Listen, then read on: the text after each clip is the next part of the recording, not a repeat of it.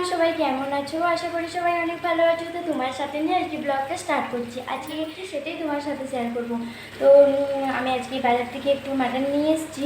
তো ভাবলাম তোমার সাথে ভিডিওটা শেয়ার করি, কীভাবে রান্না করি শেয়ার করছি। তো পুরো ব্লগটা দেখো, কেমন লাগলো অবশ্যই জানাবে। তো তোমরা সাথে দেখো, আমি ব্লগটা স্টার্ট করছি। তো ফ্রেন্ডস, রান্নাঘরকে চলে এলাম। প্রথমে বাজার থেকে কিছু সবজি কিনে এনেছিলাম, তারপর ওগুলো একটু ভালো করে ধুয়ে নিচ্ছি, তারপরে একটু জল ঝরতে দিয়েছি। এবার ফ্রিজে কুড়িয়ে রাখবো। এই যে এদিকে দেখো, মাটনটা ধুয়ে এনে আগে মশলা অ্যাড করে একটু রেখে দিয়েছি। তারপরে এদিকে আমি পেঁয়াজ নিয়ে নিয়েছি বেশ বড় বড় সাইজে 2-3টা। ওগুলো একটু ভালো করে কেটে নিয়ে এবার কড়াই গরম হতে দিয়ে দিয়েছি, গ্যাসটা জ্বালিয়ে। তো এই যে একটু তেল দিয়ে দেবো পরিমাণ মতো। তারপর যে পেঁয়াজও কাটা হয়ে গেছে, যেহেতু কাঁচা লঙ্কাটা পরে কাটবো, আলু আর টমেটোটা কেটে নিয়েছি, বেশ বড় বড় সাইজের আলুও কেটে নিয়েছি। আর এই যে দেখো, এবার আমি মশলাটাও বেশ খানিকটা করে নিচ্ছি, কারণ আমি যেহেতু মিক্সিতে মশলা কুটি, তো আমি সারাদিনে 3 বেলার একদম মশলা কুটে রেখে দিই, আমার যাতে সারা দিনটাই হয়ে যায়, তারপরের দিনে আবার নতুন করে করি। আর এই যে দেখো, খুব বড় বড় সাইজের 8-9টা আলু নিয়ে নিয়েছি। তো আলুগুলো ভালো করে একটু হালকা আঁচে ভেজে নেব। তারপরে এই যে ভেজে নিয়েছি, আলুগুলো মোটামুটি হালকা করে ভাজা কমপ্লিট হয়ে এসছে। তো এবার তুলে নেব আলুগুলো। আর কি জানো তো, আলুটা আমি খুব কম আঁচে ভাজি, কারণ আলুটার ভিতরটা কাঁচা রয়ে যাবে আর উপরটা লাল হয়ে যাবে যদি বেশি আঁচে ভাজা হয়। আর এই যে অল্প একটু জিরা ফোড়ন অ্যাড করি, সেরকম গোটা মশলা আমি অ্যাড করি না। চিকেন রান্না করলেও মাটন রান্না করলেও তো একটু ভালো লাগে না, তাই নিজেদের পদ্ধতিতে করছি। কম বেশি সবাইকার বাড়িতেই চিকেন মাটন রান্না হয়, তো সবাই জানো। তো আমি আমার পদ্ধতিতে একটু তোমার সাথে শেয়ার করছি, খুব সিম্পল এবং স্বাভাবিকভাবে।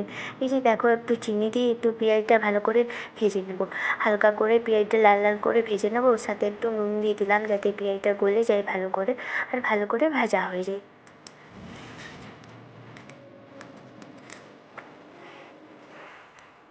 তারপর একটু ভালো করে নাড়িয়ে চাড়িয়ে নেব। তারপর যা মশলা আছে সেগুলো অ্যাড করব, একটু টমেটোও দিয়ে দেবো সাথে। আর এই যে দেখো, আমি টমেটো দিয়ে ভালো করে কষিয়ে নিয়েছি। তো এই যে একটু মশলা অ্যাড করছি, যা যা মশলা আর কি লাগে, জিরা গুঁটো, হলুদ গুঁটো আর ধনে গুঁটো। তো 3টা মশলা প্রথমে দিলাম, আর লঙ্কাটা আমি পরে দিই, কারণ কষিয়ে পর যে 10 মিনিট আগে আমি লঙ্কাটা দিই, নাছাড়া লঙ্কার ঝালটা উড়ে যায়। যত কষানো হয় তত ঝালটা উড়ে যায়, সেই জন্য আমি লঙ্কা দেরিতে দিই, যাতে ঝালের পরিমাণটা বেশি থাকে। আর যেহেতু আমি একটু ঝাল বেশিই পছন্দ করি, সেই জন্য একটু দেরি করে দিই। আর এই যে দেখো, এদিকে মাটনটা দিয়ে দেবো, দিয়ে একটু ভালো করে কষিয়ে নেবো। যেহেতু মাটনে আমার লঙ্কা দেওয়া, নুন দেওয়া ছিল, সাথে লঙ্কাও দিয়ে রেখেছিলাম, হ্যাঁ, আর হলুদও দিয়েছিলাম। তো আমি এখন নুন দিচ্ছি না, মাটনটা একটু দেখে শুনে নুন দিতে হবে, তাছাড়া বেশি নুনে হয়ে গেলে আবার মৃণাল খেতে পছন্দ করে না বেশি একটা নুন, তাই পরিমাণ মতো দিতে হবে। আর এই যে দেখো, তেলগুলো একটু ভালো করে কষিয়ে তুলে নিয়েছি, কারণ মাটনের তেল যদি কষিয়ে মানে প্রথম থেকেই কষিয়ে কষিয়ে রান্না করা হয়, তো তেলটা কী হয়, ভেসে যায় উপরে।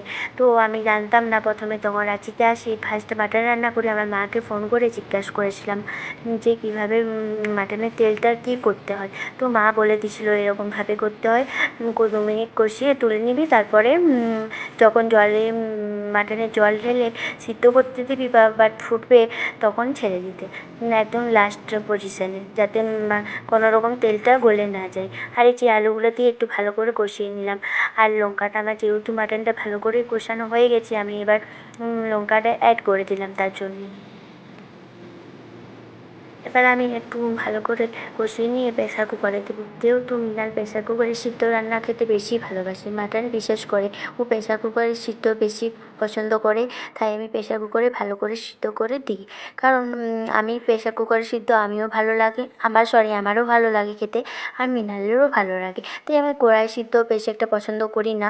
একটু ভালো করে নিজের মতো করে 6-7টা সিটি দিয়ে একটু সিদ্ধ করে নেব। পরিমাণ মতো জল দিয়ে দিচ্ছি। কম বেশি প্রতিটা বাঙালির বাড়িতে রবিবার মানেই চিকেন মাটন হবেই।